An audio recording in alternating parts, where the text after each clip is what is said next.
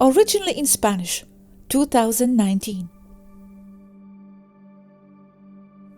Jumping a few million kilometers, Pluto. Also with at least 3 bases of the Federation. It resembles or is almost the same case as Ceres. It has 2 moons, Charion and Hydra, but from there on it is a cold rock. There is debate as to whether or not it is a planet. What is needed for it to be a planet is not to be anyone else's moon, to orbit the Sun, and to have a certain mass.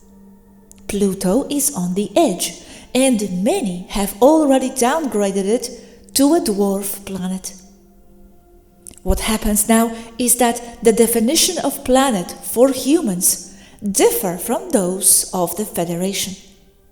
Pluto for the Federation and on the star charts of virtually all interstellar races, if not all, is still a planet. Another conversation. You know, they downgraded Pluto from a planet to a planetoid.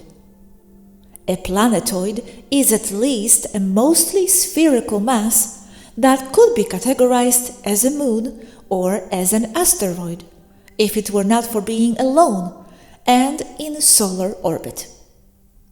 Moon is one that orbits a planet that in turn orbits the Sun.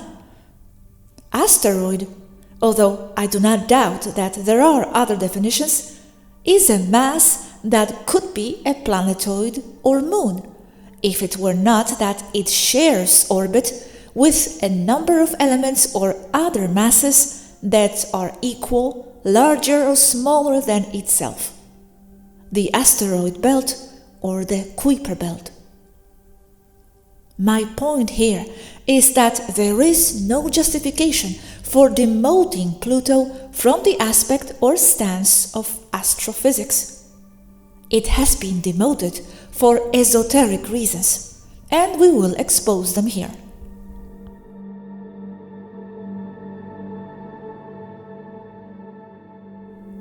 Those in power within the Cabal function entirely esoterically, as you know. Everything is astrological for them. But the astrological concept or representation has little or sometimes nothing to do with an actual object or rock floating in space. In the case of Saturn, it has portals to its negative worlds and had bases. That is the only really physical thing that the rock in space called Saturn had. In the case of Pluto, it currently has a large Federation base. Again, it is the only physical thing it has. So, in their astrological charts and in their astrological worlds, Pluto represents an energy of change. It represents the destruction of the old paradigm, the exposure of the lie, the dissolution of corruption.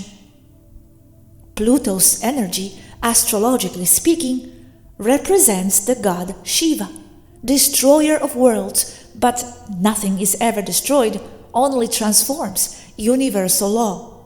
So they consider Shiva as a negative destroyer, but he is not. It is transmutation.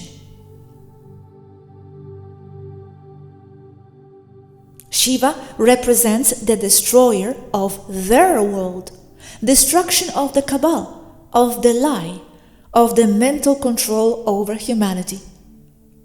That is why they have demoted Pluto to a planetoid, so that it doesn't have so much influence over people. Its energy is one of transmutation and dissolution of lies and deception on a mental level.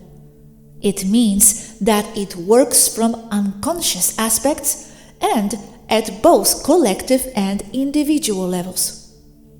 It signifies the act of cleansing the self and the unconscious. It represents removing the veil from the collective eyes. It signifies planetary collective awakening and planetary as well as individual ascension.